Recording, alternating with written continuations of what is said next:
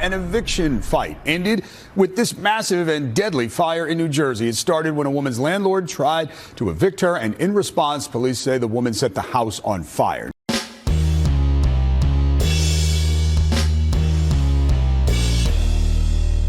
How's everybody doing? My name is Anthony Brian Logan, and today we got to talk about a New Jersey cat farmer who burned the house where she was living down because she was about to get evicted. Now, I understand if you're about to get evicted. I've been there many years ago when I was a young man. I was that close to being evicted. Didn't happen, but I understand it's very scary. You don't know where you're going to live. You don't know how you're going to be able to have shelter over your head that night. It's uncertain, scary. I get it. You don't want to be homeless, but good grief. Must you turn the gas on, strike a match, and burn the house down? What about your neighbors? What about the landlord? Because this is something they got to pay for as well. So what are they going to do? And you had 30 cats in the house. Now, obviously, you burned the house down because you're not mentally right. If you got 1, 2, 3, maybe 4 cats in the house, I think 4 cats is the limit for one person to have in the house. Okay, you might be okay. 30 cats, you're a certified cat farmer. And before I go any further into what that particular phrase means, let's go ahead and roll the full clip. If you want to see this clip in full without my commentary, link as always will be in the description. If you're on IG, please go to the link in the bio and visit the corresponding article on the website. But without further ado, let's go ahead and roll it. An eviction fight ended with this massive and deadly fire in New Jersey. It started when a woman's landlord tried to evict her, and in response, police say the woman set the house on fire. News 4's Brian Thompson in Roosevelt with some new information this afternoon. Brian? Yeah, David, we are told indeed it was an eviction attempt on a woman who had lived here for several years. Now, Chopper 4 was over the scene just not long after the fire broke out. The flames consistent with a natural gas fire. Oh, my goodness. Matching one report we had that, well, the woman had turned on the gas in the house and then lit a match rather than face an attempt from the landlord to evict her. So, you know, when you hear about somebody setting the house on fire, you might think about like an accelerant being poured on the ground, gas from a can. Like you go to the gas station, fill up a jerry can, pour that on the ground, and then light a match or a lighter and just burn it that way, you know, or sprinkle gas on the house on the outside or something like that. But she had natural gas in the house and turned that on to where it was just leaking in the home and lit a match. So now you have, you know, you have a consistent fuel source because natural gas is going to pump to the house. So now you have this out of control raging fire.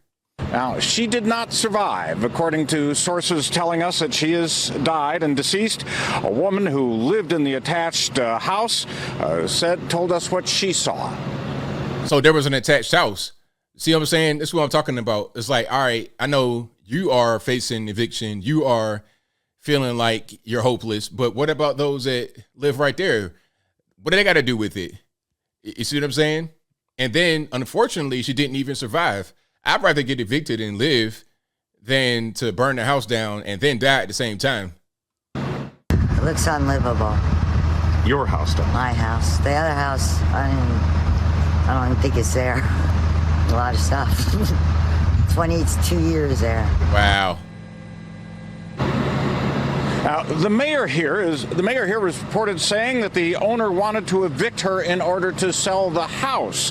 What we do know is she was a pet lover and had taken care of people's pets around this neighborhood in small town of Roosevelt.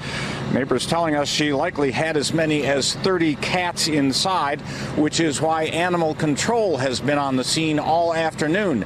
They're telling me they are looking for any cats that may have escaped. Really? I mean, come on, animal control. I mean, okay, I understand that's part of their job, but come on, you think they survived? Like, really? You think those 30 cats survived a natural gas fire? I seriously doubt it. And if they did survive, they probably need to go ahead and just be put down, just out of humanity, just so they don't suffer any kind of cruel existence being caught up in the house fire for a long time like that. I doubt they've survive to the point where it makes sense for them to continue on if they are still living at all.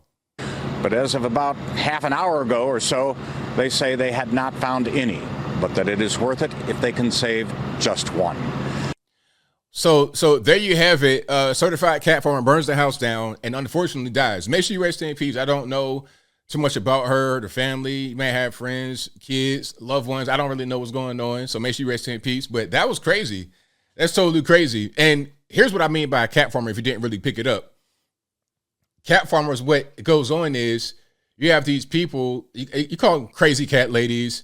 They collect cats. And usually when that's going on, you also have hoarding. So you have a bunch of animals, hoarding, kind of an unsanitary situation. That points to a mental problem. You know, I watched that show, what's it on TLC, if I'm not mistaken, called Hoarders. And every single time when they go to somebody's house and it's hoarded up, it's stuff everywhere.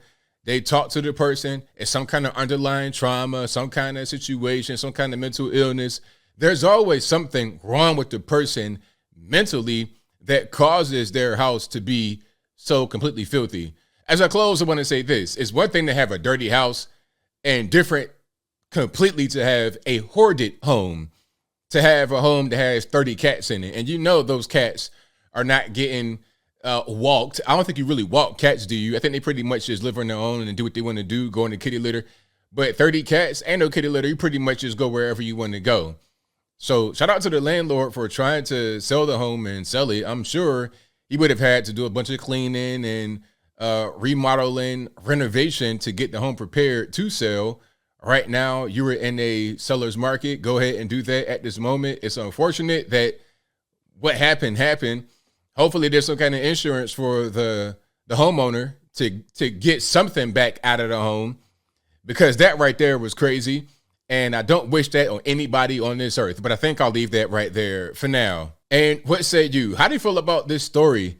I mean, burning that house down because you don't want to get evicted. I understand it can be scary. It's uncertain. You don't want to be homeless, but burning the house down, what's the point in doing that? And the woman didn't survive. It might have been her just trying to take herself out, because at a certain point, you got to know if you turn the gas on in the house, natural gas, just let that leak and you hit a match, and you're inside the house, you're not going to make it. So it could have been one of those situations where she was like, you know what, I'm done. I don't want to go forward anymore. But if it's me, and again, I can't necessarily judge this person and what they were going through mentally, but I'm just going to say if it was me, ABL, if I was in a situation, I'd go ahead and get evicted. It's like, look, man, I might be down right now, but I'll be back tomorrow. I'll be back up again soon. I'm not going to just be down forever. All right. That's pretty much how I would see the situation. But whatever your thoughts are, please let me know in the comments below. And that's all I got to say for this video. If you like what you heard, please comment, rate, share, and subscribe. Peace.